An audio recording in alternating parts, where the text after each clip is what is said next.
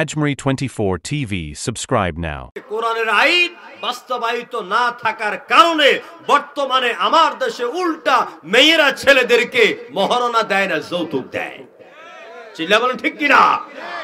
এজন্য এই সমাজে নারীদের অধিকার প্রতিষ্ঠা করার জন্য কোরআনের আইনের দরকার আছে নাকি নাই? আরো দরকার আছে না নাই? এজন্য কোরআনের পক্ষে আসতে হবে, কোরআনের কর্মী হতে হবে, কোরআনের দলে আসতে হবে। আল্লাহর কোরআনকে 14 গ্রামের জমিন থেকে সংসদের মধ্যে পাঠাইয়া দিতে হবে। রাজি আছেন তো আপনারা? আমরা অনেক রং তামসা দেখেছি, আমরা অনেক শাসন দেখেছি, আইয়ুবের শাসন দেখেছি, ব্রিটিশের শোষণ দেখেছি, শেখ মুজিবের ভাষণ দেখেছি, কত গোড়ার ডিম দেখেছি আমরা। সব গোড়ার ডিমের দিন শেষ, আগামী দিন হবে আল্লাহর কোরআনের বাংলাদেশ। চিল্লাই বলো ঠিক কিনা? কোরআন দিয়ে যদি সমাজ ব্যবস্থা, রাষ্ট্র ব্যবস্থা চালু করতে পারেন, সমাজে চুরি থাকবে না, ডাকাতি থাকবে না, সন্ত্রাস থাকবে না, হাইজা থাকবে না। বিয়ে করার সময় মেয়ের পক্ষ ছেলেকে শুয়ারের মাংসের মতন, হারামের মতন এই যৌতুক আর দিতে হবে না। এই সমাজের নারীরা যৌতুকের জন্য নির্যাতিত হতে হবে না, নিপীড়িত হতে হবে না, স্বামীর হাতে বঞ্চিত হতে হবে না, শাশুড়ির হাতে গরম লোহার দাগ তাকে বহন করতে হবে না। শুধুমাত্র আমাদের চিন্তার পরিবর্তনের দরকার, শুধুমাত্র আমাদের একটা ভালো মনের দরকার। আমরা অতীতে অনেক ভুল করেছি, অনেক নেতার পিছনে আমরা দৌড়িয়েছি। কেন? নেতার পিছনে দৌড়াইলে নেতা আমাকে ইউনিয়নের সভাপতি বানিয়ে দিবে, নেতার পিছনে দৌড়াইলে পরে থানাতে গেলে পুলিশেরা আমাকে সেলুট দিবে, নেতার পিছনে দৌড়াইলে পরে কিছু টেন্ডারবাজি পাওয়া যাবে, নেতার পিছনে দৌড়াইলে পরে কিছু এলাকায় নেতৃত্ব দেওয়া যাবে, নেতার পিছনে দৌড়াইলে পরে ওই যে একটা কালো কি জানি টিপ দেয়, ওটা কোমরের মধ্যে ঢুকাইয়া রাখা যাবে, সমাজের লোকেরা আমাকে ভয় করবে। এরকম বহু নেতার পিছনে দৌড়িয়েছেন। বর্তমানে প্রধান নেতা সহ বাকিরা সব আপনাদের মতন সাধারণ কর্মীকে খোলা মাঠে রেখে ওরা পালাইছে। জনগণ ঠিক কিনা? তাহলে কোরআনের সাথে মিলান, আল্লাহর কথার সাথে মিলান।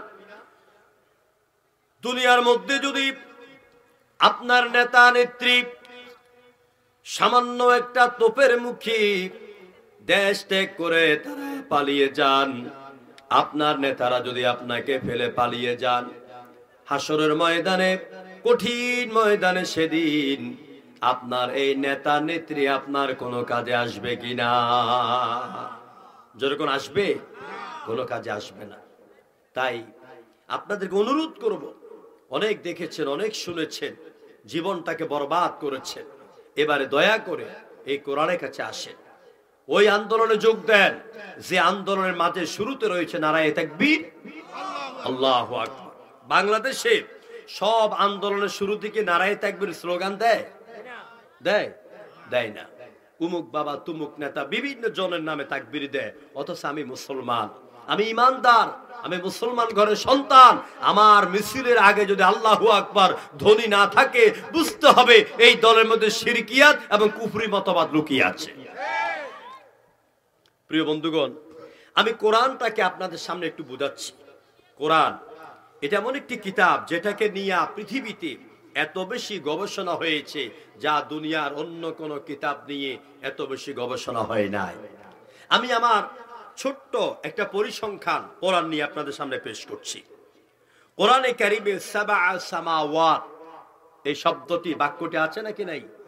আল্লাযী খালাকা সাবআ সামাওয়াতিন তিবাকা, সূরা মুলক 29তম পারা।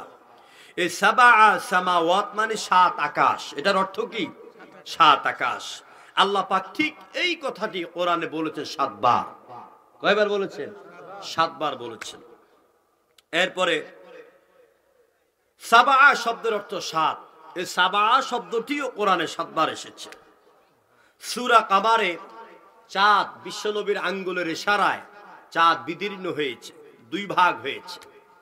যখন কাফিররা নবীর কাছে দাওয়াত শুধু তাওহীদের, তখন কাফিররা এসে নবী মুহাম্মদকে বলল, মুহাম্মদ তুমি যদি আকাশের চাঁদকে 2 ভাগ করে দেখাতে পারো তাহলে আমরা কিন্তু তোমার উপর ঈমান আনবো। আল্লাহ নবী সেজদার মধ্যে পড়ে গেলেন। কারণ আমার বিশ্বনবী তিনি তো কোনো জাদুকর নন এবং লোকদের কথার জবাব দেওয়ার জন্য তিনি দুনিয়াতে আসেন নাই। আল্লাহ রাব্বুল আলামিনের কাছে আল্লাহ পাক জিব্রাইলকে পাঠিয়ে দিলেন। আল্লাহ পাক বললেন, জিব্রাইল আমার রাসূলকে বলে দাও তিনি যেন তার শাহাদাত আঙ্গুলি ওই চাঁদের দিকে দিয়ে একটু ইশারা করে। কাফেররা সব তাকিয়ে আছে, হুজুর শাহাদাত আঙ্গুলিকে উপরে তুলে একটু ইশারা করলেন। এরপরে কি হলো আল্লাহ বলছেন, ইকতারাবাতিস সাআতু ওয়া আনশাক্কাল কমার, কিয়ামত নিকটবর্তী আর এই কামারকে চন্দ্রকে ফাটিয়ে দেওয়া হলো, দ্বিখণ্ডিত করে দেওয়া হলো। নবীজির ইশারায় চাঁদ দুই ভাগ হয়ে গেল। এক ভাগ পড়লো আবু কুবাইস পাহাড়ের উপরে, অর্থাৎ হুজুরের ঘর যেখানে, যারা মক্কা গিয়েছেন তারা দেখেছেন হলুদ বিল্ডিং 3 তলা, হ্যাঁ, এটাকে এখন বানানো হয়েছে লাইব্রেরি, এটাকে লাইব্রেরি বানানো হয়েছে। এটার পাশে যে পাহাড়, এই পাহাড়ের নিচে দিয়া এটাকে বলা হয় সুড়ঙ্গ। হ্যাঁ, এই সুড়ঙ্গ করা হয়েছে আপনার আরাফাতের ময়দানে যাওয়ার জন্য। এই পাহাড়টা হচ্ছে জাবালে কুবাইস। রাসূলের আঙ্গুলের ইশারায় চাঁদের এক ভাগ পড়েছিল এখানে। তো রাসূল আঙ্গুলের ইশারা করেছেন, চাঁদ দুই ভাগ হয়ে গেল। এখন এটা বিজ্ঞানীরা প্রমাণ করতে গিয়া তারা নীল আর্মস্ট্রং সহ তারা গেল চাঁদের দেশে। কত সালে গেল? তারা গেল 1390 হিজরিতে চাঁদের দেশে গেল। আর ইকতারাবাতিস সাআতু ওয়া আনশাক্কাল কমার, এই আয়াতের ভিতরে যে অক্ষরগুলি আছে আরবি সংখ্যার মানকে একসাথ করলে, এই আয়াতে যত অক্ষর আছে প্রত্যেকটা অক্ষরের মানকে একসাথ করলে সমান হয় 1390। আর 1390 হিজরিতে নীল আর্মস্ট্রং সহ তারাও চাঁদের দেশে গেলেন। কোন আল্লাহু আকবার। এরপরে আসেন, এই যে ঠান্ডা পড়তেছে এখন, ঠান্ডা আরবি কি? বারিদ নাকি? বারিদ। এই ঠান্ডা শব্দটি কোরআনে এসেছে 5 বার। কয়বার? আমি কোরআন বুঝাচ্ছি, কারণ আপনি আর আমি যেই পর্যন্ত কোরআন বুঝবো না সেই পর্যন্ত কোরআনের জন্য জীবন উৎসর্গ করার মতো ঈমান আমার আপনার ভিতরে তৈরি হবে না। এই ঠান্ডার কথা কোরআনে এসেছে 5 বার। আবার গরম শব্দটির কথাও কোরআনে এসেছে 5 বার, মোট হলো 10 বার। কোরআনে কারীমের ভিতরে কুল এই শব্দটি এসেছে 332 বার। যেমন কুল ইন কুনতুম তুহিব্বুনাল্লাহ, কুল হুয়াল্লাহু আহাদ, কুল ইয়া আইয়ুহাল কাফিরুন। এরকম কুল শব্দটা কোরআনে এসেছে 332 বার। আবার ক্বালু এই শব্দটাও এসেছে কোরআনে 332 বার। কোরআনের মধ্যে ইনসান, ইনসান মানে কি? জোরে কর না কি? আপনাদেরকে জিজ্ঞেস করলে রাগ করবেন, আপনারা কথা বলবেন। আমাদের দেশের বক্তারা পল্লী গীতির মতন সুর দিয়ে শুধু বলে যায়, শ্রোতা বুঝুক আর না বুঝুক, বুঝলেও কয় ঠিক, না বুঝলেও কয় ঠিক। এক বক্তা ওয়াজ করলো, আহারে কত বড় মুহাদ্দিস, কত বড় ওয়াইজিন, অনেক বড় আলেম, আমি সম্মান করি। তিনি বললেন হযরত আবু বকরের চাইতে নাকি ওনার আমল বেশি। অনেক বড় হুজুর, শাইখুল হাদিস, তিনি বলছেন আবু বকরের চাইতে আমার আমল বেশি। লোকেরা কয় সুবহানাল্লাহ।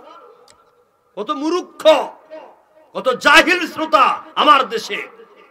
কয় সুবহানাল্লাহ। কয় কেমনে আমার আমল বেশি বুঝবেন না? কয় হুজুর কোন? কয় আবু বকর রাদিয়াল্লাহু তাআলা আনহু হজ করেছেন একবার, আমি তো 10 বারের উপরে হজ করেছি। আবু বকর রোজা রাখছেন কয় বছর? 10 বছর। আমি তো এই জীবনে 40 বছর রোজা রাখতেছি। বেকুব কোথাকার। ওমরের স্ত্রীর নাম হলো হাফসা, আবু বকরের মেয়ের নাম হলো আয়েশা। দুজনের রাসূলের স্ত্রী। জোরে কোন ঠিক কিনা? দুজনের রাসূলের স্ত্রী। একদিন দুজনেই ঝগড়া করছেন। হযরত হাফসা বলছেন আমার আব্বা ওমরের আমল বেশি। আয়েশা বলতেছেন আমার আব্বা আবু বকরের আমল বেশি। তারা 203-এ দুইজনেই ঝগড়া লেগে গেলেন। এমন সময় ওমর হাজির হয়ে গেলেন। হযরত ওমর রাদিয়াল্লাহু তাআলা আনহু বলছেন, মা হাফসা, কি নিয়ে তোমরা ঝগড়া করো, বিবাদ করো? এবার হযরতে হাফসা বলছেন, আব্বা আমি বলতেছি আমার চাচা আবু বকর চাইতে আপনার আমল বেশি। আর আমার সতী আয়েশা বলে ওনার আব্বা আপনার চাইতে আবু বকরের আমল বেশি। আপনি সঠিকটা বলেন তো। হযরত ওমর বলছেন, হাফসা শুনো, আয়েশা শুনো, কার আমল বেশি শুনো। আমি ওমর ইসলাম কবুলের পর থেকে এই যত আমল করেছি সব আমল যদি এক পাল্লা রাখা হয়, আর আমার আবু বকর ভাই আবু বকর হিজরতের রাত্রিতে গারে সৌরের মধ্যে গুহার ভিতরে যে সময়টুকুন আল্লাহ নবীকে রক্ষা করার জন্য দিয়েছেন, আমি উমরের গোটা জিন্দেগীর আমল ওই রাতের আমলের সমান হবে না। আর বেকুব মার্কা শাইখুল হাদিস লক্ষ লক্ষ লোক দৌড়ায় ওর পেছনে, ও কয় আবু বকরের চাইতে আমার আমল বেশি। আমার ভাইয়েরা, এই কোরআনে কারীমের ভিতরে ইনসান শব্দটি এসেছে। ইনসান শব্দের অর্থ হলো মানুষ। কোরআনে কারীমে এই শব্দটি ব্যবহার হয়েছে 65 বার। কয়বার? 65 বার। এবারে আসেন, এই যে আমি আপনি মানুষ, ইনসান, আমাদেরকে যে সব উপাদান দিয়ে আল্লাহ পাক বানিয়েছেন, এই উপাদান কয়টা? এই উপাদানও আছে 65টা উপাদান আমার আপনার শরীরের মধ্যে আছে। সুবহানাল্লাহ। এক নাম্বার হলো তুরাব। তুরাব মানে কি? মাটি। তুরাব মানে কি? মাটি। এই তুরাব শব্দটি এসেছে কোরআনের 17 বার। দ্বিতীয় উপাদানের নাম হলো নুতফা। কি নাম? নুতফা। এই নুতফা শব্দটি এসেছে 12 বার। তৃতীয় উপাদানের নাম হলো আলাক। ইকরা বিইসমি রাব্বিকাল্লাযী খালাক, খালাকাল ইনসানা মিন আলাক। এই আলাক শব্দটা কোরআনে এসেছে 6 বার। মুদগা শব্দের অর্থ হলো মাংসপিণ্ড। এই শব্দটা এসেছে কোরআনে 3 বার। ইজাম শব্দের অর্থ হলো হাড়। এই শব্দটা কোরআনে এসেছে 15 বার। লাহাম মানে গোশত। এই শব্দটা কোরআনে এসেছে 12 বার। মোট 65 বার। 65টা উপাদান দিয়ে আল্লাহ পাক মানুষের দেহ তৈরি করেছেন। প্রিয় ভাইরা, মহাগ্রন্থ আল কোরআনে কারীমকে নিয়ে এত গবেষণা হয়েছে। কোরআনে জবর জের নক্তা সম্পর্কে বলা হচ্ছে, জবরের সংখ্যা গোটা কোরআনে জবর হচ্ছে 5,03,223টি জবর আছে। জোরে কোন আল্লাহু আকবার। তারপরে কোরআনে জের আছে 3,09,583টি জের আছে গোটা কোরআনে। পেশের সংখ্যা হচ্ছে 8,804টি। মদের সংখ্যা হচ্ছে 1,771টি। নক্তার সংখ্যা হচ্ছে 1,564টি। শব্দ সংখ্যা হচ্ছে 7,06,430টি। আয়াত সংখ্যা হচ্ছে 6,666টি, বেশ বা কম। এরপরে আপনার এভাবে আল্লাহ রাব্বুল আলামিন এই সব কথা কোরআনের যে কথাগুলি বলেছেন, জবাব দিয়েছেন, নক্তা দিয়েছেন, এইগুলি নিয়ে তামাম পৃথিবীতে কোরআন নিয়ে গবেষণা হয়েছে, যা অন্য কোন কিতাব সম্পর্কে এত গবেষণা হয় নাই। তাহলে এবারে বুঝলেন, অন্যান্যরা, খ্রিস্টানেরা, ইহুদিরা কোরআন নিয়ে গবেষণা করে মঙ্গল গ্রহে চলে যাচ্ছে। কোরআন নিয়ে তারা এরকম এই সংখ্যা পরিসংখ্যান তারা করছে। আর আমাদের মতন কিছু হুজুররা আছে, মসজিদের ইমামতি করে, মুয়াজ্জিনি করে, হুজুরগিরি করে, আর তারা কোন আয়াত লেখে, তাবিজ লিখলে জেনভূত তাড়াতাড়ি দৌড়াবে, ওই আয়াত নিয়ে তারা গবেষণা করে। সুতরাং আমি আপনাদেরকে বুঝাতে চাইলাম, কোরআন একটি দোয়ার কিতাবের মধ্যে সীমাবদ্ধ নয়, বরং কোরআন হচ্ছে আমাদের সংবিধান। কোরআন কি? আমাদের সংবিধান। কোরআন আমাদের জীবন বিধান। শেষ কথা কোরআন নিয়ে বলবো, কোরআনটা কেন এসেছে, কি জন্য এসেছে। আল্লাহ রাব্বুল আলামিন কোরআনে কারীমের সূরা ইব্রাহিমের 1 নাম্বার আয়াতের ভিতরে বলে দিলেন, ও দুনিয়ার মানুষ, 14 গ্রামের মানুষ শোনো, কেন আমি কোরআন দিলাম, খুব ভালো করে বুঝো। আলিফ লাম রা কিতাবুন আনজালনাহু ইলাইকা লিতুখরিজান নাসা মিনাজ-যুলুমাতি ইলান নূর। জোরে বলেন আল্লাহু আকবার। আল্লাহ রাব্বুল আলামিন বলেন, নবী গো, আমি আপনার কাছে এমন একখানা কিতাব দিলাম যেই কিতাবের শিক্ষা প্রশিক্ষণ দিয়ে এই সমাজের মানুষগুলিকে সব অন্ধকার দিকে বের করে আলোর দিকে যেন আপনি নিয়ে আসতে পারেন। সুবহানাল্লাহ। আমার ভাইরা, আমাদের সমাজে অধিকাংশ মন্ত্রী, এমপি, চেয়ারম্যান, উপজেলা চেয়ারম্যান, পাতি নেতা, হাঁসমার্কা নেতা আছে না, বহু নেতা, এগুলি ক্ষমতায় গেলে চুরি করে কেন, ডাকাতি করে কেন, মানুষের সম্পদ লুণ্ঠন করে কেন, বড় ব্যবসায়ী হলো সিন্ডিকেট করে কেন করে? এই জন্য, কারণ তারা ছোট কাল থেকে এই কোরআনের শিক্ষায় মানুষ হইতে পারে নাই। চিল্লা বলেন ঠিক কিনা? আমাদের সিলেবাসের মধ্যে কোরআন ওইভাবে নাই যেভাবে থাকার দরকার। আমার দেশের বিচারকরা আদালতের বিচারপতি হওয়ার পরে এরা কোরআন দিয়ে বিচার করতে পারে না, এই জন্য কারণ জীবনের শুরুতেই তারা সূরা আল মায়েদার ওই আয়াতগুলি পড়েন নাই, যে কি জানি, এই ফাহকুম বিমা আনজালাল্লাহু ফাউলাইকা হুমুল ফাসিকুন ফাউলাইকা হুমুল কাফিরুন ফাউলাইকা হুমুজ জালিমুন। যারা আল্লাহর কোরআন দিয়া ওমান লাম ইয়াহকুম বিমা আনজালাল্লাহু ফাউলাইকা হুমুল ফাসিকুন, যারা আল্লাহর কোরআন দিয়ে বিচার করে না এরা ফাসিক, যারা আল্লাহর কোরআন দিয়ে বিচার করে না এরা জালিম, যারা আল্লাহর কোরআন দিয়ে বিচার করে না এরা কাফের। তারা এই আয়াতগুলি পড়ে মানুষ হন নাই, এই আয়াতের ব্যাখ্যা ওরা জানে না। এই জন্য তারা মানুষের তৈরি করা মতবাদ দিয়ে, ব্রিটিশ আইন দিয়ে এরা মানুষের বিচার করে। ন্যায়কে ন্যায় বলে না, অন্যায়কে অন্যায় বলে না, সত্য মিথ্যার পার্থক্য করে না। এরা যখন বাড়ি পাওয়ার লোভ পায়, গাড়ি পাওয়ার লোভ পায়, বিভিন্ন ক্ষমতার উচ্চ পদস্থ প্রমোশনের কথা পায়, তখন তারা অসহায় ব্যক্তির গলার মধ্যে ফাঁসির রশি ঝুলিয়ে দেয়। প্রিয় বন্ধুগণ, এই জন্য আমার ভাইদেরকে অনুরোধ করব, কোরআনের কাছে আসে, কোরআন পড়ে। এই পৃথিবী তো শেষ নয়, আরেকটা জীবন আমাদের আছে। যেরকম ঠিক কিনা? আজ আমাদের সমাজে চুরি বেড়ে গেল, সন্ত্রাস বেড়ে গেল, জেনা ব্যভিচার বেড়ে গেল। আজকে আমি ঢাকা সয়াবিন তেল কিনতে গেলাম, উত্তরবাড্ডা বাজারে, কোন দোকানে সয়াবিন তেল নাই। জিজ্ঞেস করলাম, ভাই নাই কেন? একজন দোকানদার খুব পরিচিত, হুজুর সব সয়াবিন তেল আটকায় দিছে, সামনে আরো দাম বাড়াবার জন্য। প্রিয় ভাইরা, পেঁয়াজ কিনেছি 100 টাকা করে, আলু কিনতে হয় 75 টাকা করে, বিগত দিনে আমরা কাঁচামরিচ খাইছি 600 টাকা করে। যেরকম ঠিক কিনা? এর কারণ হচ্ছে আমাদের অন্তরে আল্লাহর ভয় নাই। এই দুনিয়া নয়, এই দুনিয়ার থেকে আমাদেরকে বিদায় নিতে হবে, আমাদেরকে চলে যেতে হবে। এই সুন্দর পৃথিবী থাকবে না, সব আচাকার মেচাকার হয়ে যাবে। এই জন্য আসুন, আমরা আমাদের জীবনকে বদলাতে চাই। আমরা পরকালে আল্লাহর কাছে নিজেকে একজন ভালো ইমানদার আমলদার হিসাবে দাঁড় করাতে চাই। তাই আমরা পরকাল সম্পর্কে আল্লাহ পাক আমাদেরকে যে সতর্কবাণী দিয়েছেন, আমরা কোরআন থেকে সরাসরি আল্লাহ পাকের সে বক্তব্যগুলি শুনবো এবং মা বোনেরা সহ আমরা আমাদের জীবনকে বদলাবার চিন্তা চেতনা করব, সিদ্ধান্ত নেব। আল্লাহ তৌফিক দেখ। জোরে বলুন আমিন। কষ্ট হচ্ছে আপনাদের? খারাপ লাগতেছে? সবাই জোরে সোরে পড়েন লা ইলাহা ইল্লাল্লাহ, লা ইলাহা ইল্লাল্লাহ, জোরে লা ইলাহা,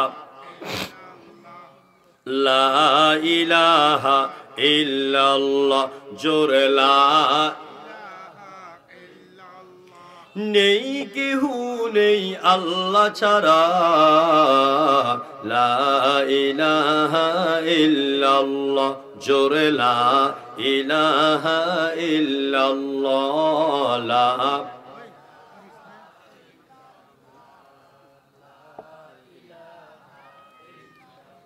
ফুলের ঘ্রাণে ঘ্রাণে অলির গুঞ্জরণে ওই নামেরই সুর শোনা যায়, ওই নামেরই সুর শোনা যায়। বলেই পাগল পারা, লা ইলাহা ইল্লাল্লাহ।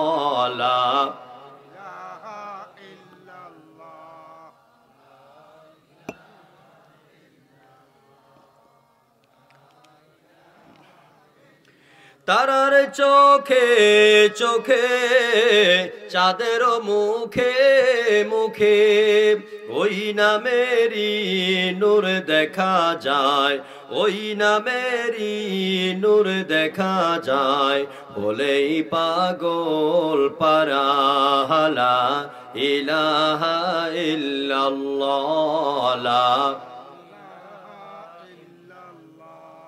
লা ইলাহা ইল্লাল্লাহ, লা ইলাহা ইল্লাল্লাহু মুহাম্মাদুর রাসূলুল্লাহ। জোরে পড়েন সাল্লাল্লাহু। আসুন আমরা বিতাড়িত মরদুদ শয়তানের ওয়াসওয়াসা থেকে আল্লাহর কাছে পানাহ চেয়ে নেই, যাতে শয়তান আমাদের মধ্যে ঢুকে পড়ে আমাদেরকে কোরআনে কারীমের আলোচনা থেকে মাহরুম করে বাড়িতে না নিয়ে যেতে পারে। আমরা কি কোরআনে ভালোবাসা বসে থাকবো, না শয়তানে মুরিদ হয়ে বাড়ি যাবো গা? কথা কন। কোরআনের মোহাব্বতে আমরা বসবো। যিনি বিনা প্রয়োজনে উঠে যাবেন, মনে করবেন শয়তানের হাত পা চিপ্পা মুরিদ বানাইয়া কান ধরে বাড়ি নিয়ে যাচ্ছে।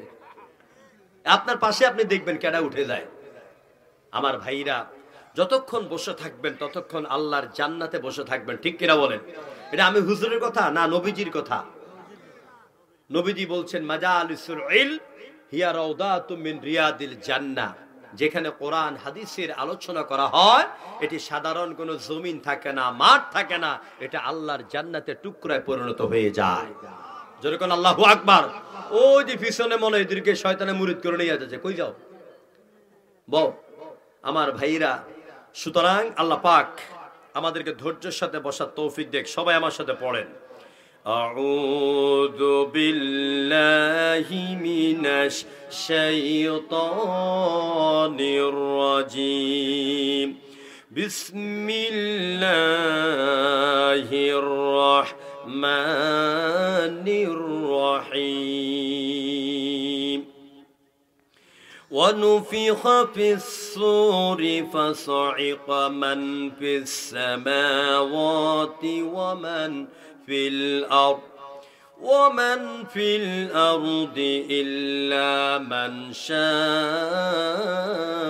الله ثم نفخ فيه أخرى فإذا هم قيام ينظرون وأشرقت الأرض بنور ربها ووضع الكتاب وجيء بالنبيين والشهداء وقضي بينهم بالحق وهم لا يظلمون آمنت بالله صدق الله العظيم। সূরা আজ-জুমার কোরআনে কারীমের ৩০তম পারার মধ্যে এটি ২৪তম পারায় স্থান পেয়েছে। ১১৪টি সূরার মধ্যে এটি হচ্ছে ৩৯ নম্বর সূরা, সূরাতুল জুমার। বলেন তো কি নাম? সূরাতুল জুমার। জুমার মানে কি? দল। জুমার মানে কি? দল। আর একটা হচ্ছে সূরাতুল জুমআ।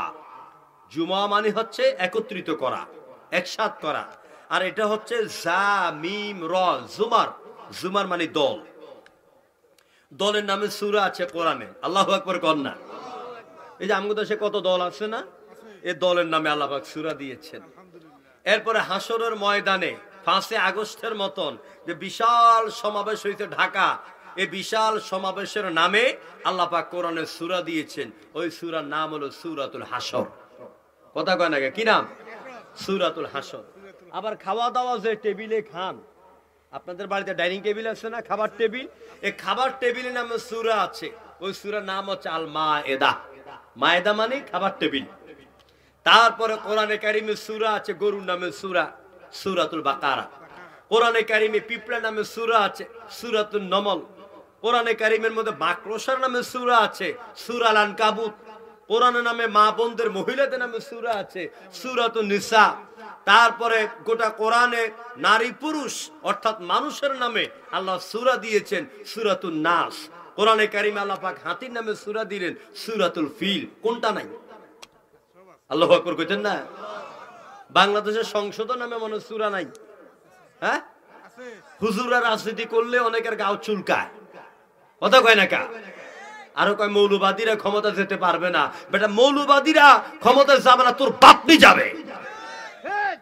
কোরআন যাবে আল্লাহর ক্ষমতায়, কোরআন যাবে সংসদে, কোরআন যাবে আদালতে, আল্লাহর কোরআন দিয়ে জমিন পরিচালিত হবে, এটাই আল্লাহ পাকের বিধান।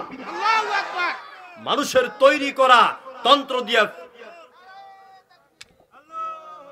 Feudalism, communism, secularism, socialism, nationalism, জাতীয়তাবাদ, এরপরে আপনার কমিউনিস্ট, ধর্মনিরপেক্ষ মতবাদ, মানুষের তৈরি করা মতবাদ দিয়া এই জমিন চালানো হারাম, হারাম, হারাম। একমাত্র জমিন চলবে আল্লাহর কোরআন দিয়া। এই ধারণা, এই ঈমান যেই পর্যন্ত আপনার কাছে স্পষ্ট না হবে আর আপনি এটার প্রতি সমর্থন না দিবেন, সেই পর্যন্ত আপনি মুমিনে কামেল হতে পারবেন না। লা ইলাহা ইল্লাল্লাহ যখন পড়েছেন, আল্লাহর উপর ঈমান এনেছেন, বিশ্বাস করুন আমি কোন দলের বিরুদ্ধে নয়, কোরআন হাতে নিয়ে আপনাদের ছোট ভাই হিসাবে জীবনের 28 বছর এই ময়দানে কথা বলি আলহামদুলিল্লাহ। 1995 সাল থেকে যখন আলেম ফার্স্ট ইয়ারে পড়ি, প্রথম মাহফিল করেছিলাম মিন্নতনগর, বিজয়পুরের দিকে। হ্যাঁ, মিন্নতনগর 3.25 ঘন্টা জীবনের প্রথম আলোচনা করেছি। হাদিয়া দিয়েছিল 50 টাকা। কয় টাকা? 50 টাকা। এই 50 টাকাকে ছাত্র মানুষ ধরে রাখার জন্য বিজয়পুর থেকে ট্রাক্টরের মধ্যখানে মাঘ মাসে শীতের মধ্যে মাঝখানে দাঁড়াইয়া কুমিল্লা বিশ্ব রোড গেছি। বিশ্ব রোড থেকে রাইতের 2টা বাজে হাইটা ওই কুমিল্লা চক বাজারের পূবে গুমতি নদীর পাড়ে সংগ্রাসে হাইটা গেছি। 50 টাকা খরচ করি নাই আমার ভাইরা। সুতরাং 2001 সালে আল্লামা সাঈদীর সান্নিধ্যে আসি, হুজুরের জুতাটি পরাইয়া দিতাম, মাথার টুপি পরাইয়া দিতাম। 2003 সালে কুমিল্লার সার্কিট হাউস ময়দানে আল্লামা সাঈদী বুকের সাথে জড়াইয়া নেন এবং তার 5টা ডাইন হাতের আঙ্গুল জামা খুললা এখানে ঢুকাইয়া দোয়া করে দিয়েছেন। আপনারা অনেকে দেখেছেন, আমার ভাইও আছে, কুমিল্লা ঈদগাহ ময়দানে ওনার আগে আলোচনা করতাম, আসরের পরে মাগরিবের পরে। প্রিয় বন্ধুগণ, এই গোটা জীবনের দাওয়াতি কাজের বর্ণাঢ্য এই 28 বছরের জীবনে সব কিছুকে আমি চিন্তা ভাবনাকে একসাথ করে আমি আপনাদেরকে ফতোয়া দিচ্ছি। যিনি বলছেন একবার লা ইলাহা ইল্লাল্লাহ, আল্লাহ ছাড়া কোনো ইলাহা নাই, কোনো মাবুদ নাই, কোনো সত্তা নাই, কোনো আইনদাতা নাই, কোনো জীবনদাতা নাই, অর্থাৎ যেই ব্যক্তি নিজেকে ইমানদার মুমিন হিসেবে দাবি করছেন, ওই ব্যক্তি যদি মানুষের তৈরি করা মতবাদ, জাতীয়তাবাদ, কমিউনিস্ট, ধর্মনিরপেক্ষ মতবাদ, এইসব মতবাদে বিশ্বাস করেন, ওই দলের কর্মী হন, আপনার ঈমান থাকবে না, থাকবে না, থাকবে না।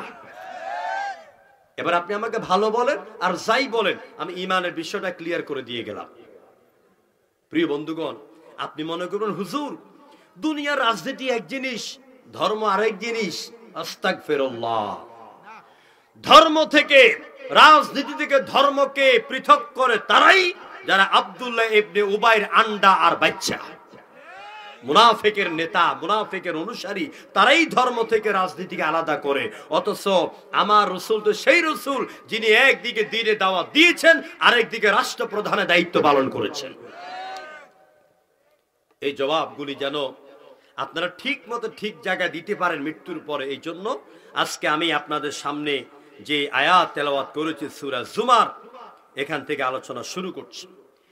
আল্লাহ রাব্বুল আলামিন বলেন, وَنُفِخَ فِي الصُّورِ فَصَعِقَ مَنْ فِي السَّمَاوَاتِ وَمَنْ فِي الْأَرْضِ إِلَّا مَنْ شَاءَ اللَّهُ।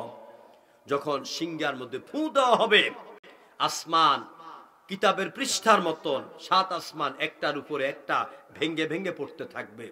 জমিন, বিল্ডিং, পাহাড়, পর্বত, নদীনালা, গাছপালা, পর্বতরাজি সবগুলো আচাকার মেসাকার হয়ে যাবে, সব শেষ হয়ে যাবে। ইল্লা মান শা আল্লাহ, শুধুমাত্র আল্লাহ যাকে চাইবে সেই ব্যতীত। সুম্মা নুফিখা ফীহি উখরা, প্রথম ফু দেওয়ার পরে কিয়ামত হয়ে যাবে। সব শেষ হয়ে যাবে। হাজার বছর, লাখ, কোটি কোটি, মিলিয়ন, ট্রিলিয়ন বছর অতিবাহিত হয়ে যাবে। কত বছর হয়ে যাবে কেউ জানে না। এরপরে আবার একটা ফু দেওয়া হবে। সুম্মা নুফিখা ফি ফাইযা হুম কিয়ামুন ইয়ানজুরুন। লক্ষ কোটি মিলিয়ন বছর পরে আবার যখন সিংহায় ফু দিবে, তখন মানুষ কবর থেকে পিপলার মতন উঠবে। উঠে তারা কিয়ামতের চতুর্দিকে তারা দেখতে থাকবে, তাকায়া থাকবে। এ হচ্ছে প্রথম আয়াতের অনুবাদ। দ্বিতীয় আয়াতের অনুবাদ হচ্ছে ওয়াশরাকাতিল আরদু বিনুরি রব্বিহা। যখন জমিন তার রবের নূরে উদ্ভাসিত হবে। ওয়া উজিয়াল কিতাব, এ আমার আপনার আমলনামাগুলিকে যখন স্থাপন করা হবে। ওয়াজিআ বিন নাবিয়্যিন, নবীদেরকে আনা হবে। ওয়াশুহাদা, সাক্ষী হিসাবে। ওয়াকুদিয়া বাইনাহুম বিল হক, তখন হুজুরদের কথা সত্য নাকি তোমার নেতার কথা সত্য, পীর হিসাবের ভণ্ডামি সত্য নাকি হকের দাওয়াত সত্য, সেদিন সব কিছু ফয়সালা হয়ে যাবে। ওয়াহুম লা ইউজলামুন, সেদিন আল্লাহ পাক তার কোন বান্দার উপরে বিন্দু পরিমাণ, সরিষা পরিমাণ, জাররা পরিমাণ কোন জুলুম করবেন না। এ হচ্ছে তেলাওয়াতকৃত আয়াতের অনুবাদ। প্রথম আয়াতে আল্লাহ পাক কিয়ামতের বিভীষিকাময় দৃশ্যের কথা অবতারণা করছেন। কোরআনে কারীমের ভিতরে 30টি পারা রয়েছে।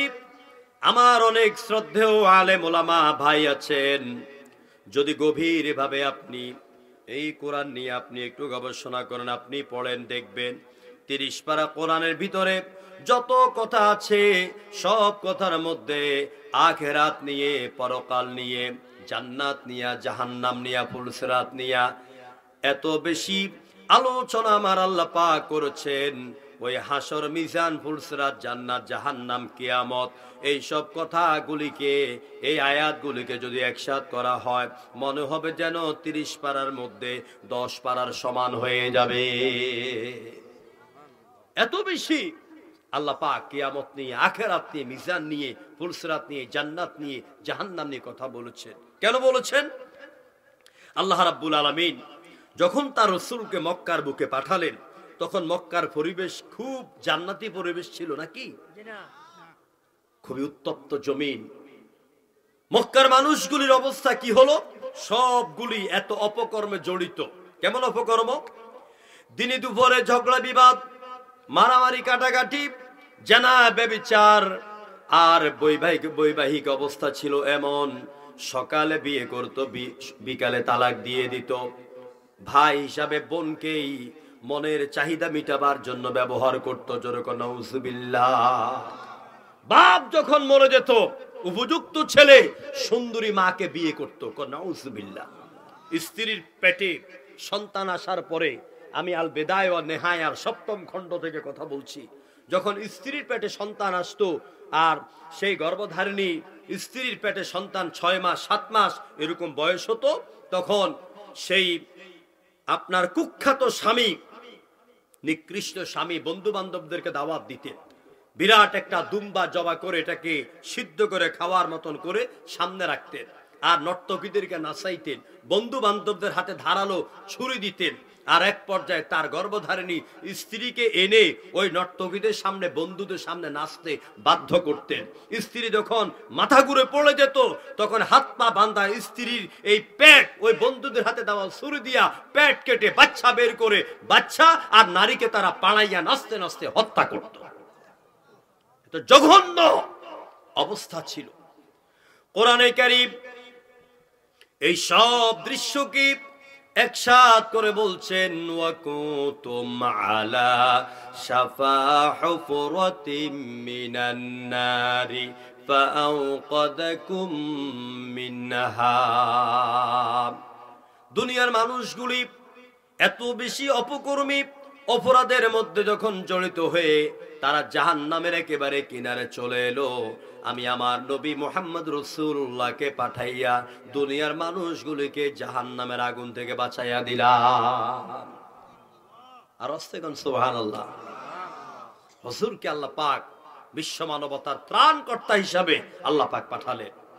প্রিয় বন্ধুগণ, ওই সমাজের ভিতরে মানুষের চরিত্রকে ভালো বানাবার জন্য রাসূলুল্লাহ প্রথম মক্কি জীবনে 3টি কাজ করেছেন, 3টি দাওয়াত দিয়েছেন। 1 নাম্বার দাওয়াত হলো তাওহীদ, লা ইলাহা ইল্লাল্লাহু মুহাম্মাদুর রাসূলুল্লাহ। মানুষকে বোঝাতে সক্ষম হলেন আকাশের মালিক কে? আরো জোরে কোন। জমিনের মালিক কে? চন্দ্র সূর্যের মালিক কে? মানুষের হায়াত এবং মওতের মালিক কে? আমাদের ভালো মন্দের মালিক কে? একমাত্র ইবাদত পাওয়ার যোগ্যতম কে?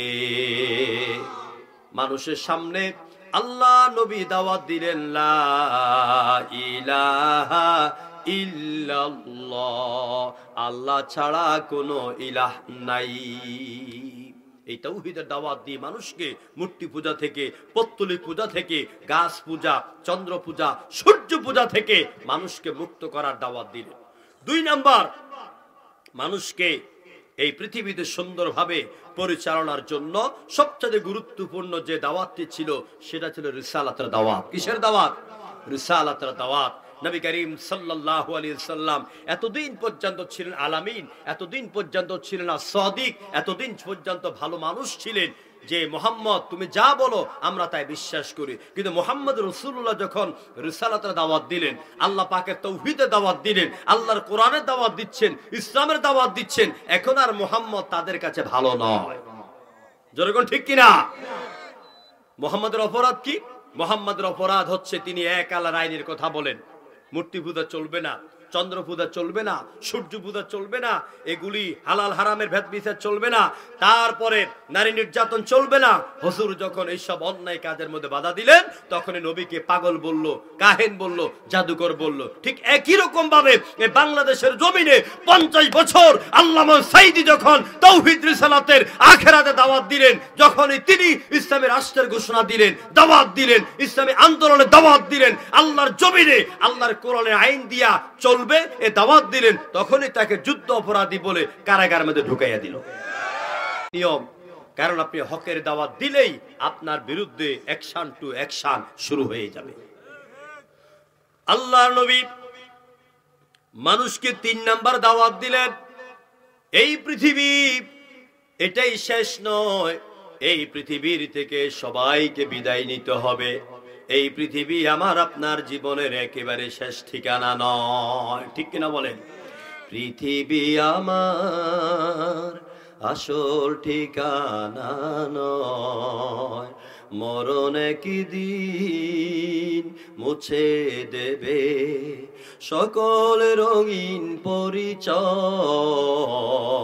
পৃথিবী আমার আসল ঠিকানা নয়, মিছে এই মানুষের বন্ধন, মিছে মায়া স্নেহ প্রীতি ক্রন্দন, মিছে এই জীবনের রংধনু সাথে রং, মিছে এই জয় আর পরাজয়। যেরকম ঠিক কিনা?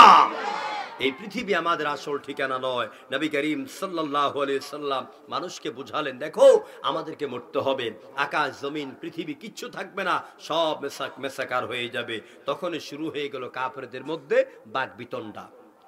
আল্লাহ রাব্বুল আলামিন কোরআনে কারীমের 30তম পারা সূরা আন-নাবার 1ম নাম্বার আয়াতে কাফেরদের ওই বাকবিতণ্ডার কথা এইভাবে উল্লেখ করলেন, আম্মা ইয়াতাসাআলুন আনিন নাবাইল আযীম আল্লাযী হুম ফীহি মুখতালিফুন। যেরকম আল্লাহু আকবার। ওই বুদ্ধিজীবীরা, ওই বাস্তববাদীরা, বস্তুবাদীরা, ওরা সবাই বিতর্কের মধ্যে লিপ্ত হয়ে গেল। এরা মুহাম্মদ রাসূলুল্লাহর কণ্ঠে যখন আখিরাতের দাওয়াত শুনলেন, এরা একে অপরকে প্রশ্ন করলেন, এটা আবার কেমন কথা? আম্মা ইয়াতাসাআলুনা আনিন নাবাইল আযীম, এই নাবাইল আযীম মানে কিয়ামত, এটা কোন মহান খবরের কথা বলে তারা তর্কে বিতর্ক হয়ে গেল। আল্লাহ পাক বলেন, আল্লাযী হুম ফীহি মুখতালিফুন, তারা ইখতিলাফের মধ্যে মতবিরোধে লিপ্ত হয়ে গেলেন।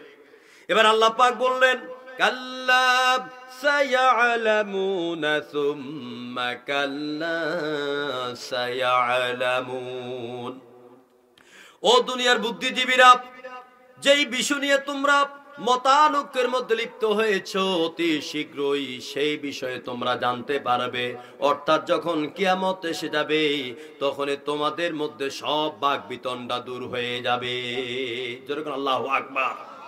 কিয়ামত হবে, কিয়ামতের চিত্র আল্লাহ পাক কোরআনে কারিমে কি সুন্দর করে উপস্থাপন করেছেন। যুবক ভাইয়েরা, মুরব্বী বাবারা, পর্দার অন্তরালে মা বোনেরা, আমি যতক্ষণ কথা বলবো কোরআনের দলিল দিয়ে কথা বলবো ইনশাআল্লাহ।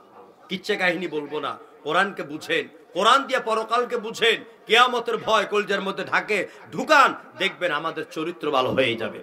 ঘুষখোরে ঘুষ বন্ধ করে দিবে, সুদখোর সুদ বন্ধ করে দিবেন, যিনি ওজনে কম দেন ওজনে কম দেওয়া বন্ধ হয়ে যাবে, জমিনের আইল ঠেলা বন্ধ হয়ে যাবে, আরেকজনে পুকুরের মাছ চুরি করে ধরে খাওয়া বন্ধ হয়ে যাবে, আরেকজনে খোয়ালের হাঁস ধরে খাওয়া শীতকালে বন্ধ হয়ে যাবে। যেরকম ঠিক কিনা? এই পরকালের ভয়, এই পরকালের ভয় আমার আপনার চরিত্রকে, ক্যারেক্টারকে বিল্ড আপ করতে পারে, এটাকে পরিবর্তন করে দিতে পারে। এই জন্য মন লাগে শুনেন। আল্লাহ রাব্বুল আলামিন বলেন, কিয়ামত যখন হবে অবস্থা কি হবে? এই পৃথিবীতে যা কিছু দেখতে পাও, চন্দ্র সূর্য গ্রহ নক্ষত্র, আকাশের তারকারাজি সৌররাজি, নদী নালা যা দেখতে পাও, সব কিছুর ব্যাপারে আল্লাহ পাক বললেন, কুল্লু মান আলাইহা ফান, কুল্লু মান আলাইহা ফান,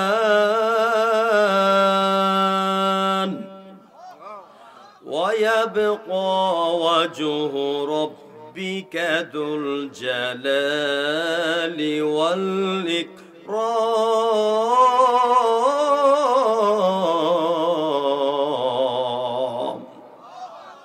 কুল্লু মান আলাইহা ফান, সবকিছু আসাকার মেসাকার হয়ে যাবে, শেষ হয়ে যাবে, একটা গুড়া পিঁপড়া পর্যন্ত থাকবে না। গলা ফাটে চিল্লাই করে আল্লাহু আকবার।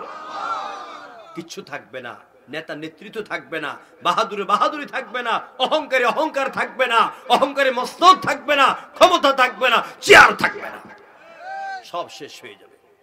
আল্লাহ পাক তিনি বলেন কিয়ামতটা শুরু হবে কেমনে শুনো। ইদাস সামাউন ফাতারাত ওয়া ইদাল কাওয়াকিবুন তাসারাত ওয়া ইদাল বিহারু ফুজ্জিরাত ওয়া ইদাল কুবুর বু'থিরাত। যখন আসমান ফেটে যাবে, চৌচির হয়ে যাবে, আকাশে নক্ষত্র রাজিগুলি বিক্ষিপ্ত অবস্থায় ছোটাছুটি শুরু করবে, আর উত্তাল দরিয়ার মধ্যে আগুন ধরে যাবে, মানুষের কবরগুলি উন্মুক্ত হয়ে যাবে। যেরকম সুবহানাল্লাহ। ওয়া ইদাল কাওয়াকিবুন তাসারাত, আকাশের তারকাগুলি ছুটাছুটি শুরু করবে। এই যে আমরা 14 গ্রামের এই যাত্রাপুর থেকে আকাশের তারকাগুলি দেখি, এগুলি কত বড় কন্ত? হ্যাঁ, কত বড়? তারকাগুলির একটা দৃষ্টান্ত দেই আপনাদের কাছে। এই যে আমরা পৃথিবীতে বসবাস করি, পৃথিবী একটা গ্রহ। আপনার এই দুনিয়াতে, দুনিয়া নয় গোটা মহাশূন্যে সৃষ্টি জগতে গ্রহের সংখ্যা কয়টা? না, 11টা। 9টার পরে আরো 2টা বাড়ছে, 11টি গ্রহ। 11টি গ্রহের মধ্যে পৃথিবী হচ্ছে একটা গ্রহ। এই যে পৃথিবীতে শুধু একমাত্র মানুষ বসবাস করতে পারে, এই ছাড়া আর অন্য কোন গ্রহে মানুষ বসবাস করতে পারে না। আমাদের 365 দিনে 1 বছর, মঙ্গল গ্রহে 450 দিনে হয় 1 বছর। তারপরে এই পৃথিবী কত বড়? আমেরিকার বিজ্ঞান প্রযুক্তি নাসা এরা আনুমানিক বলল পৃথিবীর আয়তন হচ্ছে 13 লক্ষ মিলিয়ন আলোক বর্ষ। 13 লক্ষ মিলিয়ন আলোক বর্ষ। আলোর গতি কত? আলোর গতি হচ্ছে সেকেন্ডে 1,86,000 মাইল।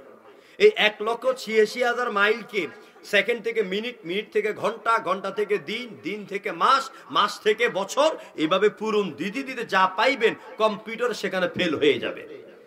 এত বড় হচ্ছে পৃথিবীর আয়তন। এখন বিজ্ঞানীরা বলছে যে তারকা মানুষ জমিন থেকে দেখে ও এইরকম 3,333 কোটির মতন পৃথিবী একটা তারকার ভিতরে ঢুকে পড়তে পারে। শুধু তাই নয়, এরকম 3033 কোটি পৃথিবী ঢুকে পড়তে পারে সূর্যের ভিতরে। কিসের ভিতরে? সূর্যের ভিতরে।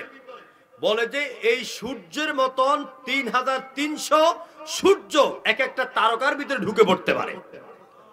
আর তারকার দূরত্ব এত বেশি উপরে। পৃথিবীর বয়স কত এখন বলেন তো আপনারা?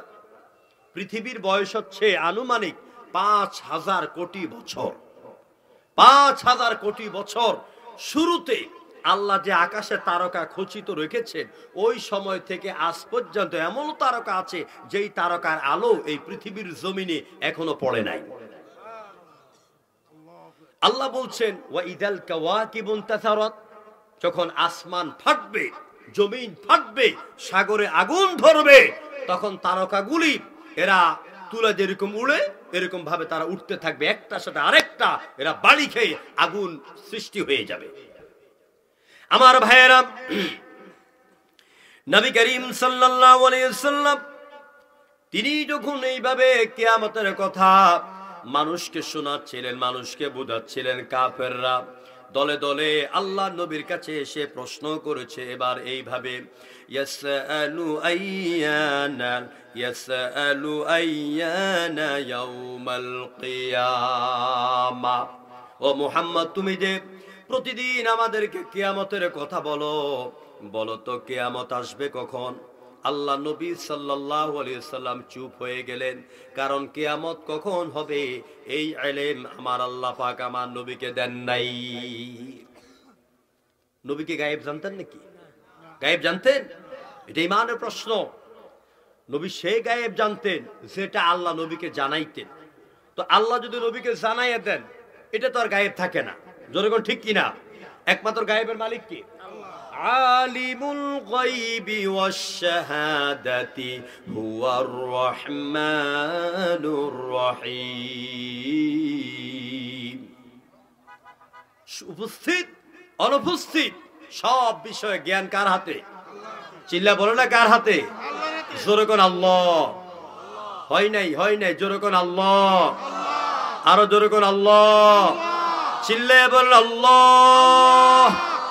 হাদিসে কুদসির ভেতরে আল্লাহর কোন বান্দা যদি একবার রাতের গভীরে নীরবে নিশীথে বলে আল্লাহ, আল্লাহ পাক বলে বান্দা তুমি যখন বিপদে পড়ে আমাকে একবার আল্লাহ বলে ডাক দাও, আমি আরশের মালিক তোমার ডাকের জবাবে একবার নয়, দুইবার নয়, 70 বার জবাব দিয়া বলি বান্দা আমার কাছে তুমি কি চাও? এই জন্য ডাকবেন কারে? কাকে ডাকবেন? রোগ হয়েছে, অসুখ হয়েছে, কিডনি নষ্ট, ডায়াবেটিস কমে না, বউ একটা খারাপ, ছেলে একটা পথ হারা, মদ খায়, জুয়া খায়, ঘরে শান্তি নাই, মেয়ে বিয়ে দিলে মেয়ে তালাক হয়ে যায়, পরিবারে শান্তি নাই, দয়াল বাবা, খাসা বাবা, লেংটা বাবা, লাল সালু বাবা, কারো কাছে দৌড়াবেন না, পায়ে হাত দিয়ে বলে যায়। নামাজের মধ্যে, ঘরের কোণে যায় নামাজ বিছাইয়া সিজদার মধ্যে পড়ে গালের পানি, চোখের পানি, দাঁড়ির পানি ভিজাইয়া আল্লাহকে বলেন, আল্লাহ সব বিপদ থেকে আপনাকে মুক্ত করে দিবেন। এই মানটা আছে তো আমাদের ইনশাআল্লাহ। আমার ভাইয়েরা, বিশ্ব নবী সেজদায় পড়ে গেলেন। কিয়ামত আসবে কখন কাফেররা জানতে চায়। আমার আল্লাহ পাক জিব্রাইল আমিনকে পাঠিয়ে দিলেন, জিব্রাইল আমার নবীকে আপনি জবাব শিখাইয়া দেন।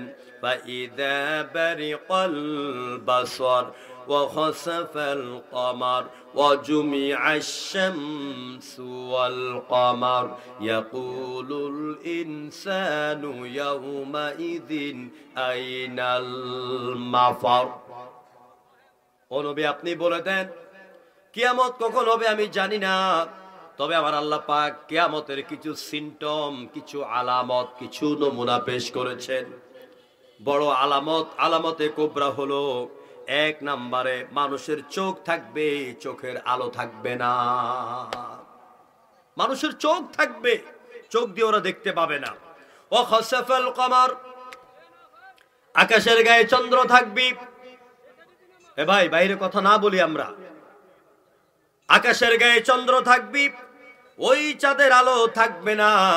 অজমিআশ শামসু ওয়াল কমার, চাঁদ এবং সূরজ এই দুইটাকে আমার আল্লাহ রাব্বুল আলামিন একসাথ করে পশ্চিম দিগন্তে উঠাইয়া দিবে।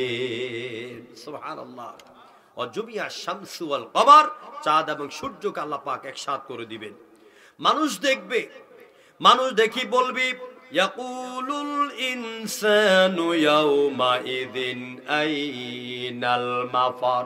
মানুষ বলবে আজ মহাসংকট, এই বিপদের দিনে যাব কোথায়, পালাবো কোথায়।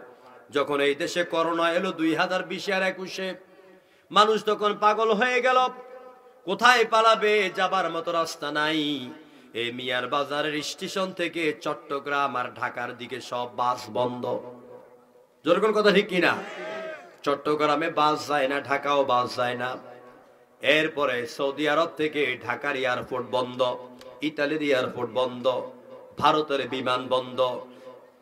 শুধু তাই নয়, মেয়ে মাকে ফোন করে বলে মা তোমাদের জন্য ফরান পড়ে, জামাইয়ের বাড়িতে মন টিকে না, তোমাদের কাছে আসতে চাই। মা বলে মা জামাইয়ের বাড়িতে থাকো, আপাতত বাপের বাড়ির কথা ভুলে যাও। যেরকম ঠিক কিনা? শ্বশুর বাড়িতে জামাই আসতে পারে না, কেউ কোথাও যাইতে পারে না। দুনিয়ার সামান্য একটা ঠান্ডা, একটা হাসি আর কাশির কারণে যদি সারা দুনিয়ায় অচল হয়ে যায়, এয়ারপোর্ট গুলি বন্ধ হয়ে যায়, বাস চলাচল যদি বন্ধ হয়ে যায়, বাপের বাড়ি মেয়ে আসার বন্ধ হয়ে যায়, শ্বশুর বাড়ি জামাই যাওয়া বন্ধ হয়ে যায়, তাহলে এবার আপনি বলুন ওই কিয়ামত যখন শুরু হবে তখন আপনি যাবেন কোথায়? মাথায় ঢুকে? কথা মাথায় ঢুকে? হালকা ভাবে নিবেন না, কারণ কথা তো আমার না, কথা কার? আমি হালকা মানুষ, আমি কম দামি মানুষ, আমার ইলম কালাম নাই, আমি নগণ্য মানুষ, কিন্তু আমি কথা বলছি কার? আল্লাহ। কুজের মধ্যে গাঁথে লাভ হবে, উপকার হবে, চরিত্র ভালো হয়ে যাবে। মানুষ বলছে যাব কোথায়, পালাবো কোথায়? আল্লাহ বলছে কাল্লা লা ওয়াজার, যাবার মতো কোনো রাস্তা আজকে আমি আল্লাহ রাখি নাই। করোনার সময় যেমন আল্লাহ পাক দুনিয়ার মানুষ যেমন সব বন্ধ করে দিয়া এই বাড়ি ওই বাড়ি যাওয়া বন্ধ করে দিল, মসজিদ বন্ধ হয়ে গেল, সুতরাং কিয়ামতের সময় যখন শুরু হবে কোথাও যাইতে পারবেন না, পালাইতে পারবেন না। আল্লাহ রাব্বুল আলামিন তিনি বলছেন কিয়ামত হবে। অনেকে বলে কিয়ামত হবে না, কিয়ামতকে বিশ্বাস করি না।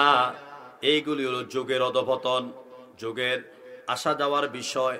আমার আল্লাহ পাক কোরআনে কারিমে মানুষকে সতর্ক করে দিয়া বললেন ইন্না আযাবা রাব্বিকা লাওয়াকিউম মা লাহু মিন দাফি'। ইন্না হরফে মুশাব্বাহ বিল ফি'ল, নিশ্চয়তাবোধক শব্দ দিয়ে আল্লাহ বলছেন ইন্না আযাবা রাব্বিক। এখানে কিয়ামত মানে আযাব, আযাব মানে কিয়ামত। অবশ্যই তোমার রবের আযাব সংগঠিত হবেই হবে, এই কিয়ামতকে বাধা দেওয়ার ক্ষমতা কারো নাই। যারা কিয়ামতকে অস্বীকার করেন, এই কিয়ামতের আলোচনা শোনার পরে হাসি তামসা করে উড়িয়ে দেন, এটা কাফেরদের চরিত্র। বিশ্বনবী যখন কিয়ামতের দাওয়াত দিতেন, কাফেররা বলতো পাগলে কয় কি। বিশ্বনবীর মুখের সামনে এসে এসে নবীকে পাগল বলতো, আর বলতো মুহাম্মদ এতদিন মনে করছি তোমার স্ক্রু দুই একটা ঢিলা হয়েছে, এখন থেকে সব ঢিলা হয়ে গেছে। নাউযুবিল্লাহ। মুহাম্মদ তুমি পাগল হয়ে গেছো, তুমি পথহারা হয়ে গেছো। আসলে আপনারা বলেন তো আমার নবী পাগল ছিল নাকি? নবী কি কেউ যখন কোনো গালি দেয়, আমার নবীকে গালি দেওয়ার পরে নবী প্রতিবাদ করার আগেই প্রতিবাদ করেছেন স্বয়ং আরশের মালিক আল্লাহ। কারণ কেউ যদি নবীকে গালি দেয় সর্বপ্রথম আঘাত লাগে আমার আল্লাহ পাকের। কার আঘাত লাগে? আল্লাহ পাকের। নবীকে যখন তারা বলল পাগল, পথহারা, দেখুন আল্লাহ জবাব দিচ্ছেন অনেক জায়গায়, আমি একটা জবাব দিচ্ছি। ওয়ান-নাজমি ইযা হাওয়া মা দাল্লা সাহিবুকুম ওয়া মা গাওয়া। ওই তারকার কসম করে আমার আল্লাহ পাক বলেন তোমাদের মধ্যে মুহাম্মদ জন্ম নিয়েছে, মুহাম্মদ ছোট থেকে বড় হয়েছে, মুহাম্মদ কখনো পথহারা নয়, পথভ্রষ্ট নয়। ওমা সাহিবুকুম বিমাজনুন, তোমাদের সাথী, তোমাদের বন্ধু মুহাম্মদ কখনো পাগল হইতে, এ কথা কার? আল্লাহ পাক জবাব দিয়ে দিয়েছেন। সুতরাং নবী করিম সাল্লাল্লাহু আলাইহি সাল্লাম তিনি যখন এইভাবে কিয়ামতের কথা বলতেন, ওরা অস্বীকার করত। আল্লাহ পাক বলেন, যারা কিয়ামতকে অস্বীকার করো, কিয়ামত অস্বীকারীদের শাস্তিটা কিরকম শোনো।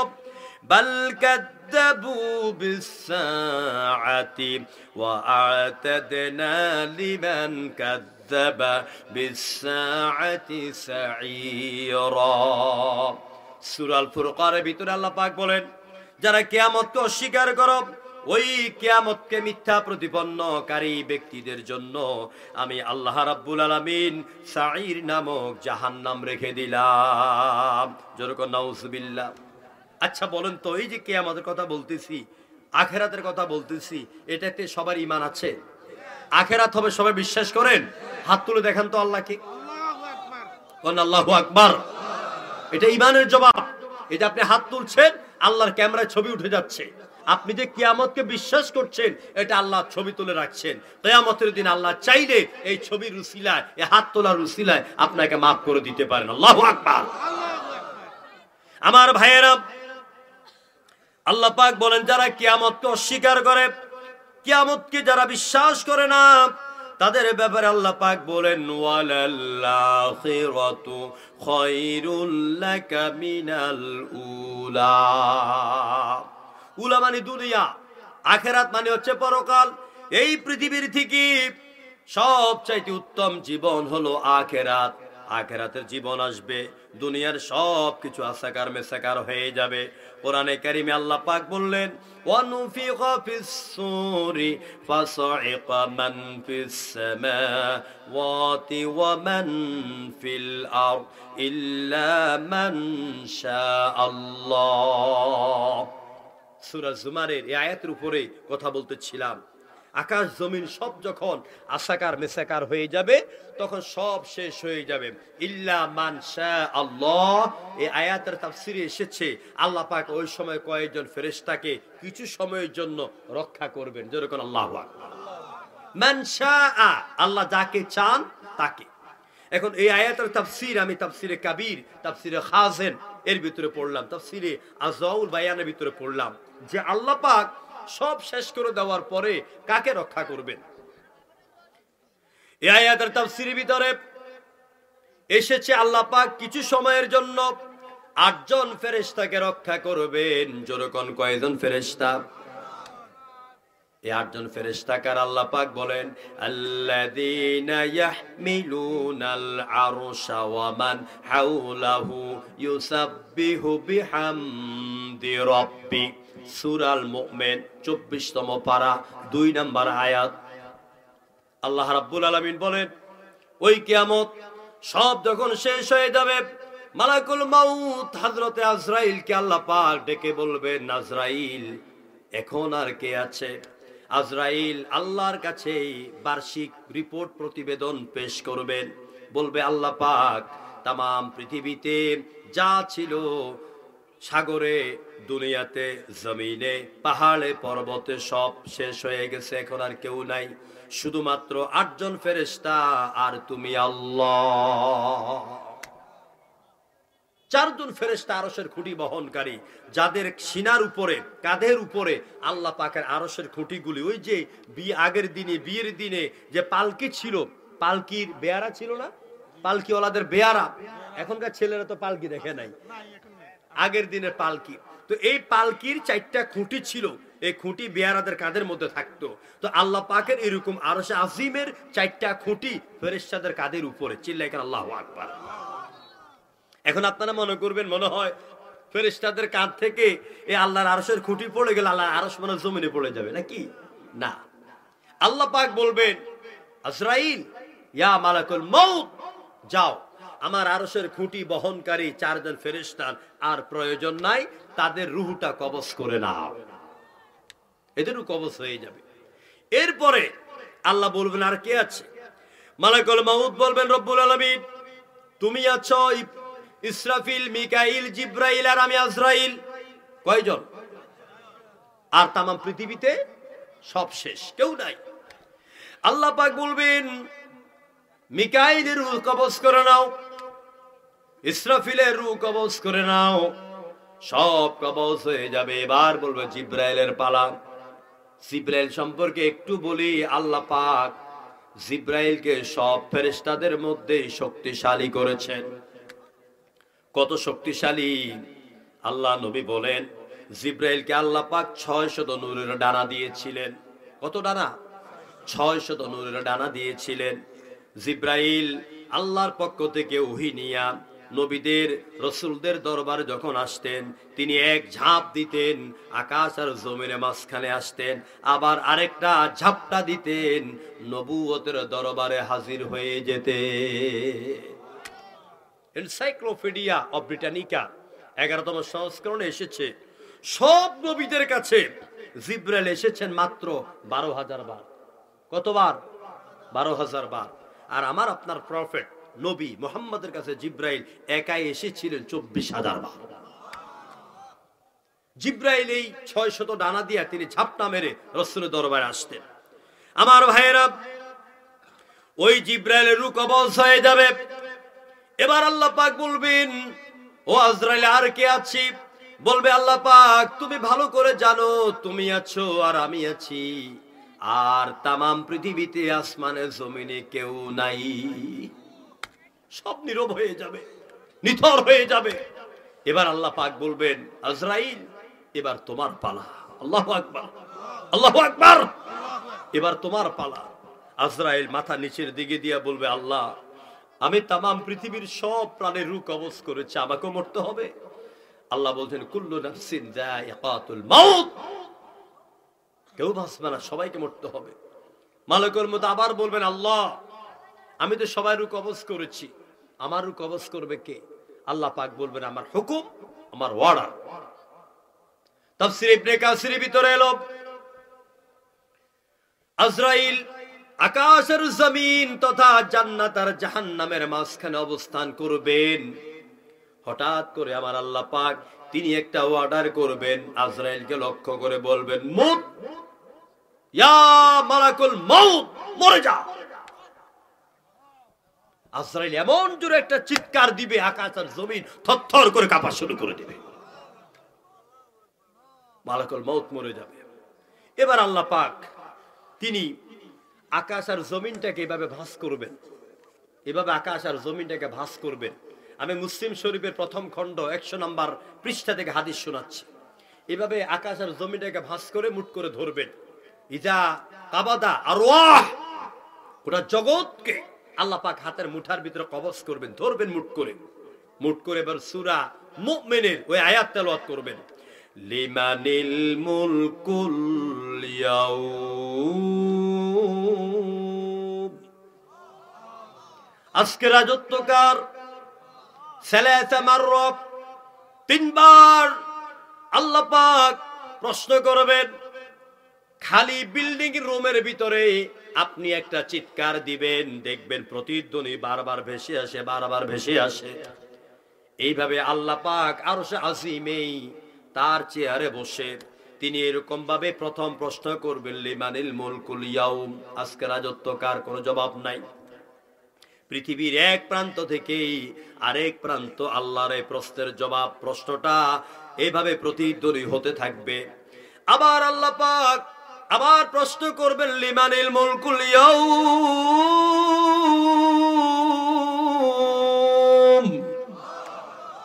আজকে রাজত্ব কার? কোনো জবাব নাই।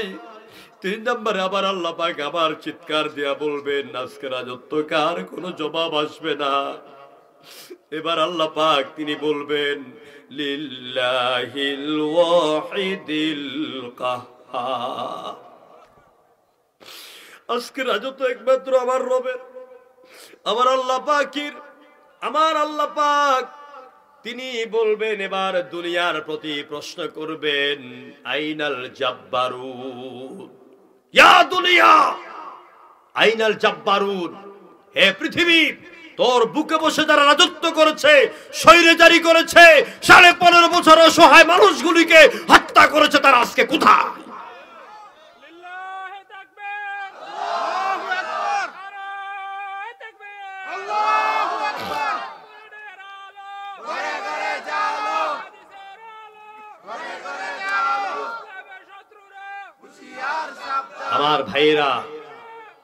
আমার ভাইয়েরা কোন স্বৈরাচার পৃথিবীতে টিকতে পারে নাই।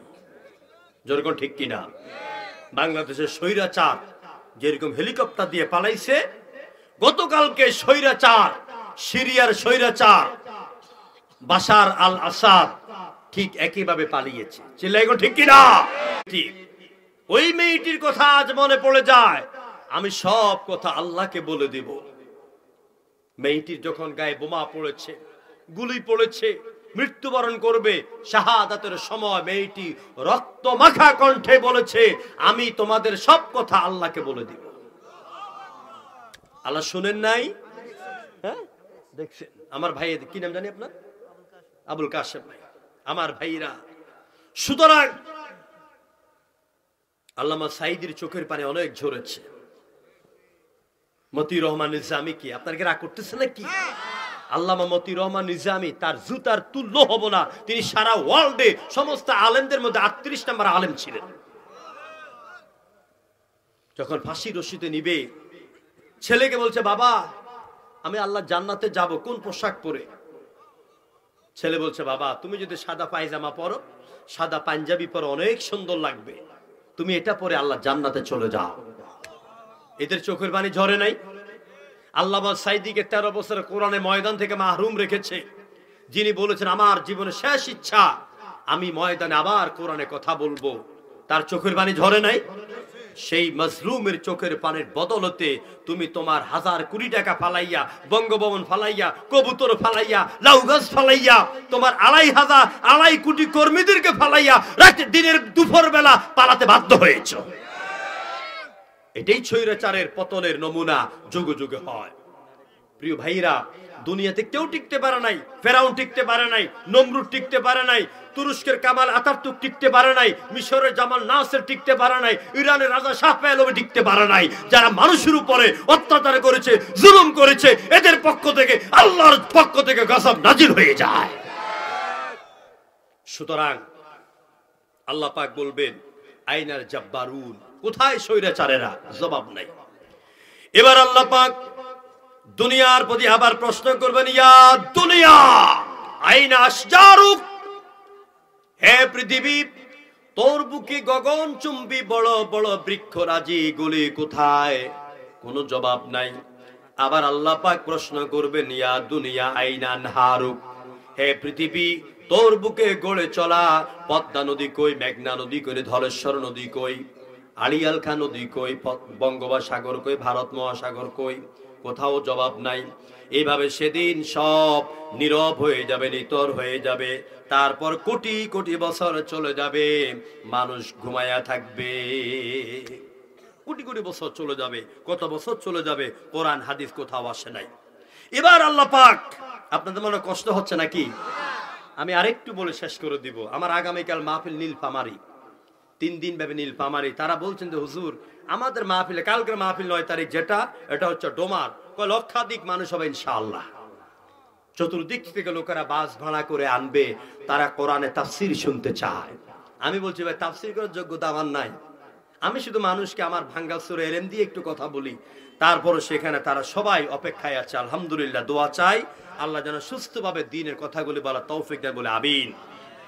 প্রিয় বন্ধুগণ, আল্লাহ রাব্বুল আলামিন বলেন, এভাবে সব শেষ হয়ে যাবার পরে আবার আল্লাহ পাক ইসরাফিলকে নতুন করে তৈরি করবেন। কারণ আল্লাহু আকবার, ইসরাফিলকে আবার তৈরি করবেন। তৈরি করে ইসরাফিলকে বলবেন সুম্মা ইল্লা মান শা আল্লাহ।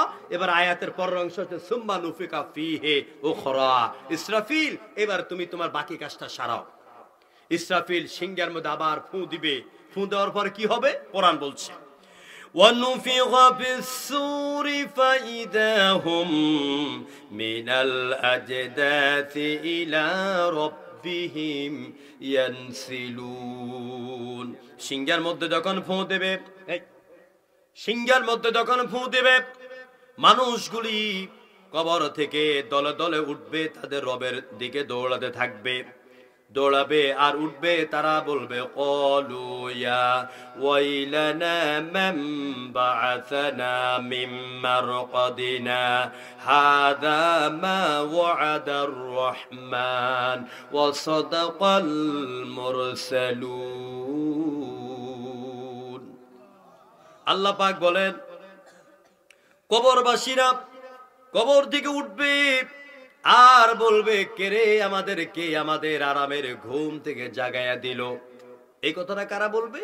এই কথাটা বলবে মুত্তাকিনেরা, মুমিনেরা, মুসলমানেরা, ইমানদারেরা, কোরআনের দলের কর্মীরা, কোরআনের পক্ষের লোকেরা। এ আপনারা কোন আল্লাহু আকবার। আমাদেরকে আমাদের ঘুম থেকে জাগায় দিল।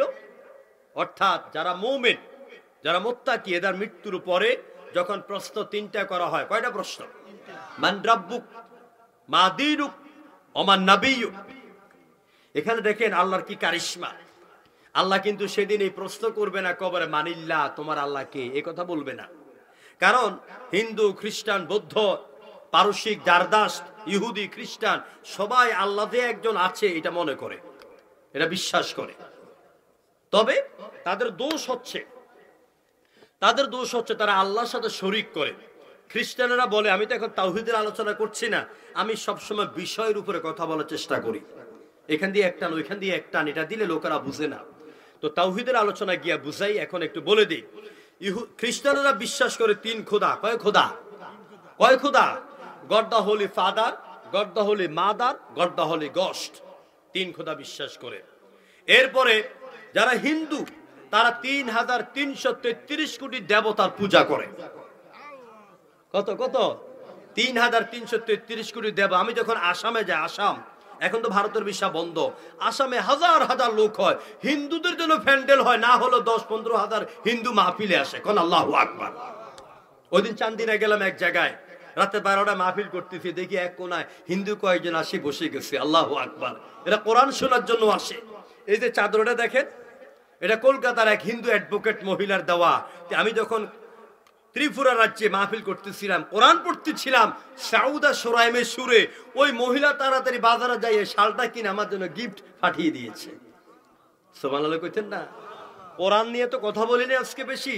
কোরআন শুধু মুসলমানদের জন্য নয়, হুদাল্লিন নাস, হিন্দু, খ্রিস্টান, বৌদ্ধ, পারসিক, সাদা, কালো, বাদামি, পাকিস্তানি, কানাডিয়ান, বাংলাদেশ, তারপরে সৌদিয়ান, আমেরিকান, সব মানুষের হেদায়েতের জন্য আল্লাহ কোরআন দিয়েছেন। কোন আল্লাহু আকবার। সবাই একটু জিকির করেন, লা ইলাহা ইল্লাল্লাহ, জোরে লা ইলাহা।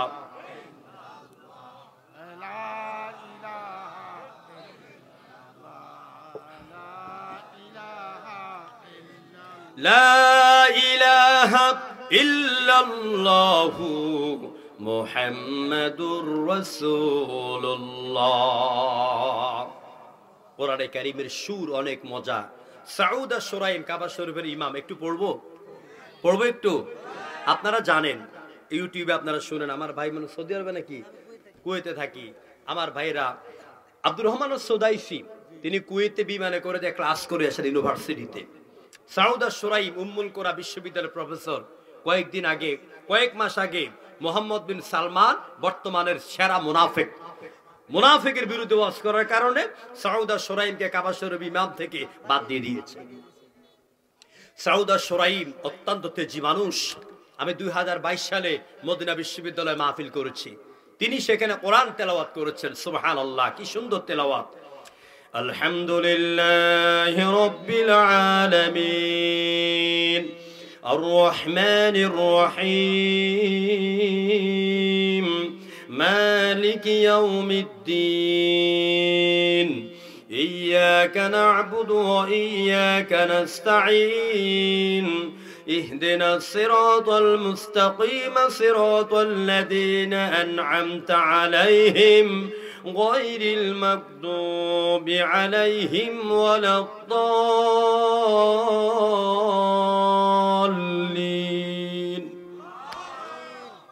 কোরআন শুনতে ভালো লাগে না খারাপ লাগে? আর হিন্দু ধর্মের বেদ শুনতে, বেদ, ত্রিপিটক, বাইবেল, জিনাবেস্তা, উপনিষদ, মহাভারত, রামায়ণ, ভগবত গীতা, ঋগ্বেদ, অথর্বেদ, চতুর্বেদ, সামবেদ, এগুলি শুনতে কেমন লাগে? দেখেন একটু বেদ পড়বো একটু, কোরআনের সাথে মিলান, কোনটা ভালো লাগে?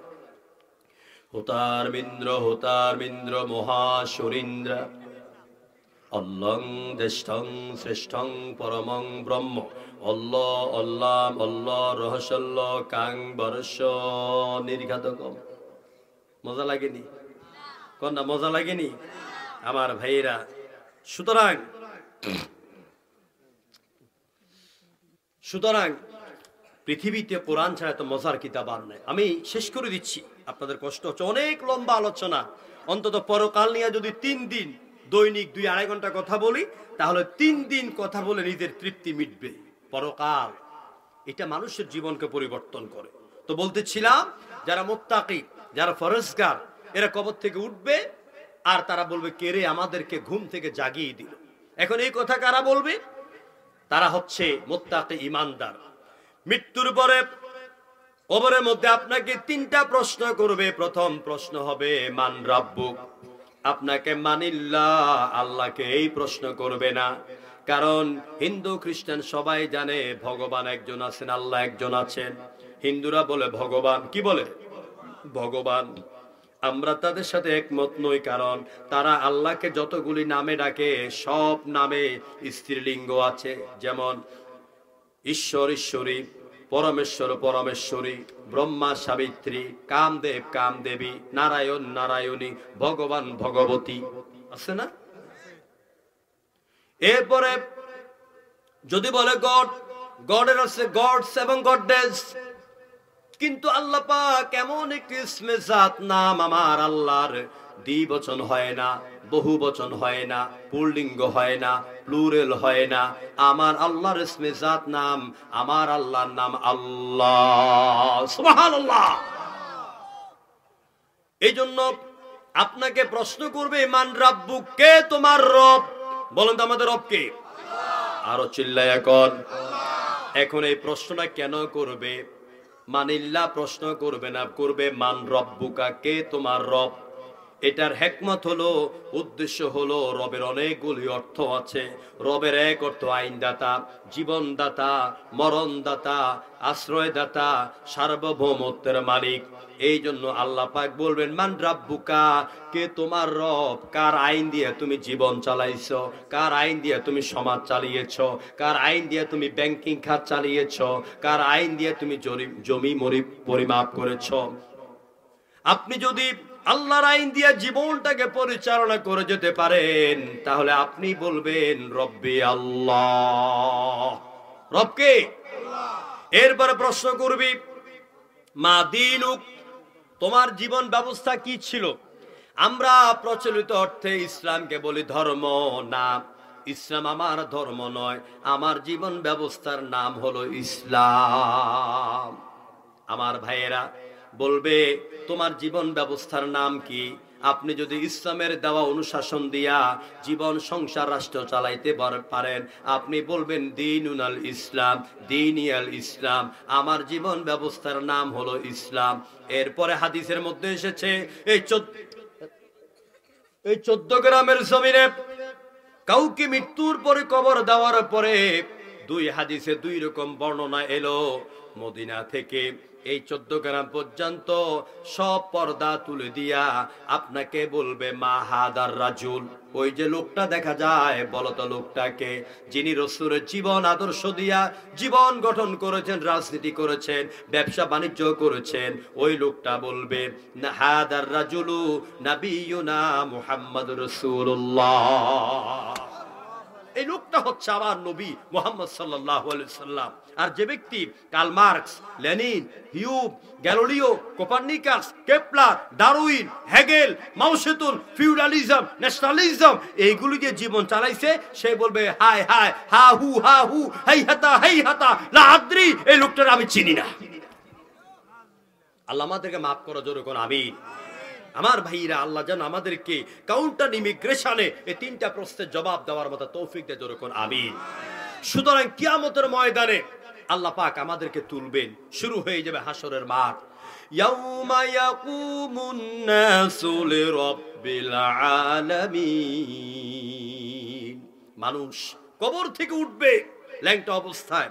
উঠার পরে তারা হাসরের ময়দানের দিকে তারা দৌড়াতে থাকবে। আমার ভাইয়েরা, বিশ্ব নবীর স্ত্রী মা আয়েশা বলেন হাসরের ময়দানে মানুষ কেমন করে কবর থেকে উঠবে।